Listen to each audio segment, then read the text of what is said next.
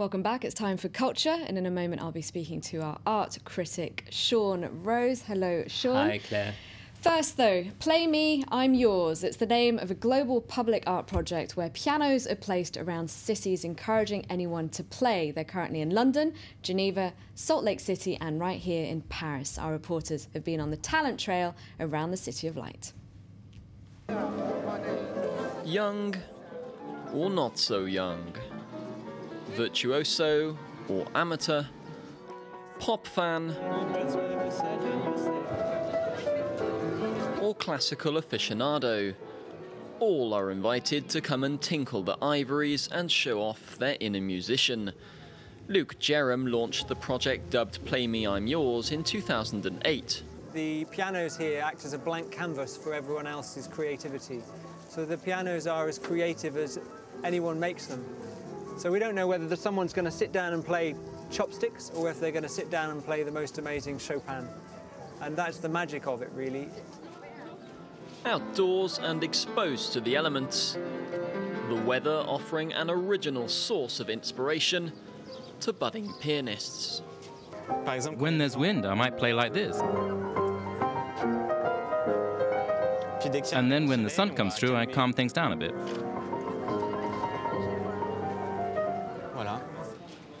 A host of French artists spent 3 days decorating the 40 pianos. The instruments then scattered across Paris's parks, gardens, shopping centres and even train stations. We know how much a train station is an essential part of a journey, a place where people meet each other, but also a place of movement where people are often in a rush. So here at least we create a place to attract people's attention and bring them together using art and music. I think it creates a bond between the tens of thousands of people who come through here every day. Drawing attention apparently not a problem for some. For all other amateurs begging for an audience, Play Me I'm Yours comes to an end on July the 8th. Turning to you now, Sean, I've got to ask you quickly, would you give that a go if you saw a piano in the city? I can't play anything. Me neither, so I won't be doing it either. All right, now you're going to take us through a retrospective exhibition of one of the greatest illustrators of the last 50 years, and that's Robert Crumb. Yes, he's a bad boy of illustration, but he's certainly one of the greatest. And we're heading for the Musée d'Art Moderne de la Ville de Paris, Paris Museum of Modern Art. There's a retrospective there, Crumb from the underground to the Book of Genesis, because this man who was born in 1943 in Philadelphia is a very important illustrator, and he started in the late 60s with Zap Comics, and his character called Fritz the Cat, he adapted to the screen, and he also illustrated this illustrated novel called The Book of Genesis, the Bible. And he's very interested also in music. There's record sleeves he designed. Crumb is born in 43, so he started as an illustrator, and you can see this signature kind of thick black thick line, but then it's still very clean. It's not so trashy. And then you can see him evolve, because you have to put him back into context. He's a child of the 40s, so in his childhood you had Donald Duck and Mickey Mouse and all the silly Disney characters and of that ilk.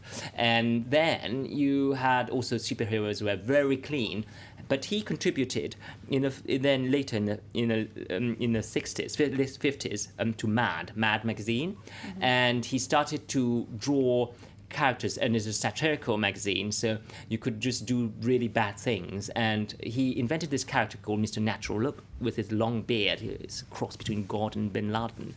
But he invented all these funny characters who are not always politically correct, and he was imported in France by a not very politically correct magazine called Actuel, which was edited by Jean-François Bizot, a journalist, French journalist, and is how he became famous here in France. And he was kind of a source of inspiration for many, many French illustrators. Now, earlier you called him a bad boy. Is that because he's not very politically correct? Absolutely, yeah. He uses all sorts of words.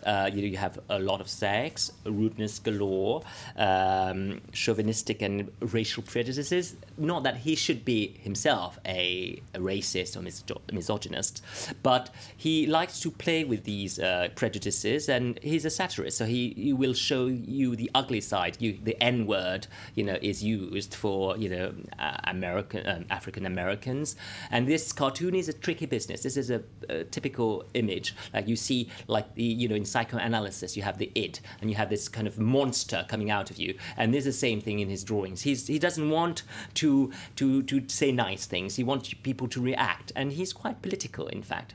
I think the Reagan years weren't his favorite. As you can see, he did cover for Weirdo, one of his magazines. Is Reagan's crazy or just plain stupid? Doesn't mince his words, does he? Just get straight to the point. Absolutely. And so he's quite a critical, self-critical American. And he's critical of how things have evolved in the States. He's quite against the American dream, it seems. Yeah, well, it has not evolved too well. I mean, he was, young during the Summer of Love in '67. It was all nice, and he's just remained like that. So this is a beautiful illustration of these, like a comic strip. Without words, and you have the evolution of America, how from the Wild West it has become this kind of traumatic city. And what next? You have three solutions: apocalyptic. Disaster, ecological disaster, or fun techno future, or this green utopia. Well, I think his preferred one is the third one. Now, you might not know him from looking at some of his cartoons, but he's actually quite an admirer of women, isn't he? He's quite an admirer of women because, as I say, his characters might be male chauvinist or racist, anti-Semitic. He's not. He's just what he wants to make people to react. And here are women he likes, not quite the canons of beauty of the glossy magazines, quite muscular, sportswomen, a lot of them, and he's got this caption which is quite funny. Is that as the model studies herself, so the artist studies the model and presents her lovely posterior for all posterity. That's the posterior of that lady for you. So he's he finds women awesome in every sense of the term. Really, literally, he's like a bit scared of them too, of their, overpowering beauty. All right, that's all we've got time for. Thank you very much, Sean Rose, for that look at Robert Crumb's exhibition here in Paris. Thank you for joining us here on France 24. Do stay tuned.